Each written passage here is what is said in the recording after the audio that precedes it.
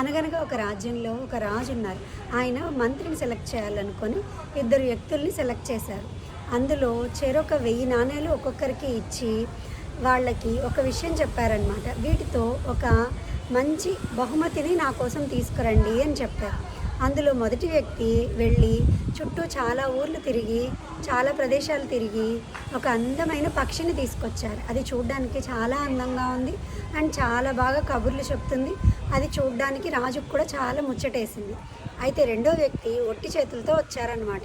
మరి నువ్వేం తీసుకొచ్చావు అని రాజు తనని రెండో వ్యక్తిని అడిగారు. అతను మీరిచ్చిన 1000 రూపాయలతో నేను చాలా చెరువుల్ని బాగు చేయించాను. ఆ చెరువులన్నీ బాగవ్వడం వల్ల రాబోయే వర్షాకాలంలో నీళ్లు బాగా చేరి నీళ్లు నిలువుండి పంటలకి అన్నిటికీ రైతులకి చాలా ఉపయోగపడుతుంది. దానివల్ల రైతులు చాలా సంతోషిస్తారు. వాళ్ళ ఆనందమే నేను మీకు ఇచ్చే బహుమతి అని చెప్పారు. ఇప్పుడు వీళ్ళిద్దరిలో రాజు ఎవరిని మంత్రిగా సెలెక్ట్ చేసుకుంటారు?